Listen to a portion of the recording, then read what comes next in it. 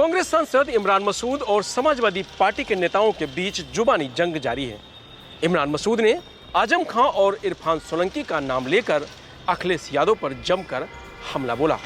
नमस्कार, मैं रजनीश यादव, आप देख रहे हैं लोकमत हिंदी की खास पेशकश यूपी डायरी।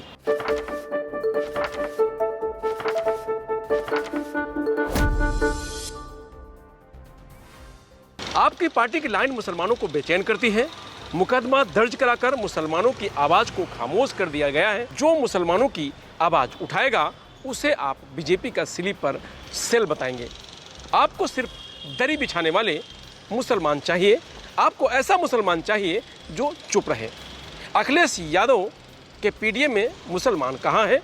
जब मैं अपनी पार्टी के उत्थान की बात कर रहा हूँ तो आप सीधे हमला करने की कोशिश कर रहे हैं। मैं बीजेपी का स्लीपर सेल क्यों बनूंगा? ये बात सहारनपुर से कांग्रेस सांसद इमरान मसूद ने गुरुवार को मीडिया से बातचीत में कही। मऊ से सपा सांसद राजीव राय ने इमरान मसूद को भाजपा का स्लीपर सेल कहा था। इसके बाद कांग्रेस सांसद ने सपा पर जमकर हमला बोला। इमरान मसूद ने कहा कि आप सरकार नहीं बना पाए, इसके लिए मुसलमान जिम्मेदार नहीं है। सरकार नहीं बनी तो परिणाम मुसलमानों को भुगतना पड़ रहा है। हमारी दरगाहें तोड़ी जाएंगी, हमारी मस्जिदें शहीद हो रही हैं। वक्फ बिल पर आप खामोश रहें। 2 दिन पहले सपा सांसद राजीव राय ने मीडिया से बातचीत में इमरान मसूद पर निशाना साधा था और कहा था कि इमरान का अनर्गल बयानबाजी से इंडिया गठबंधन कमजोर हो रहा है। इंडिया गठबंधन मिलकर चुनाव लड़ा, भाजपा को हराया। आने वाले विधानसभा में इंडिया गठबंधन मिलकर चुनाव लड़ेगा। ये निर्णय कांग्रेस के शीर्ष नेता और हमारे समाजवादी पार्टी के राष्ट्रीय अध्यक्ष अखिलेश यादव करेंगे। इमरान मसूद को ना कांग्रेस ने अधिकृत किया है, ना ही वो इंडिया गठबंधन के प्रवक्ता हैं और ना ही उत्तर प्रदेश के प्रभारी हैं। वो खुद सपा के सहारे जीते हुए एक सांसद हैं। उनको ऐसी भाषा नहीं बोलनी चाहिए जिसकी उम्मीद भाजपा करती है। दिल्ली में राष्ट्रीय अध्यक्ष हैं, महासचिव हैं, वो लोग कुछ नहीं बोल रहे हैं। बार बार ये भाषा वो क्यों बोल रहे हैं जिससे भाजपा को फायदा पहुंच रहा है? भाजपा तो यही चाहेगी लोकसभा चुनाव हारने के बाद कि कैसे यह गठबंधन टूट जाए, हम विधानसभा चुनाव जीत जाएं। इमरान बीजेपी के स्लीपर सेल हैं।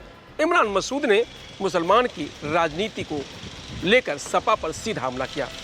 उन्होंने मऊ से सपा सांसद राजीव राय के बयान पर प्रतिक्रिया देते हुए कहा कि मुसलमानों के तमाम मुद्दों पर आप खामोश हैं।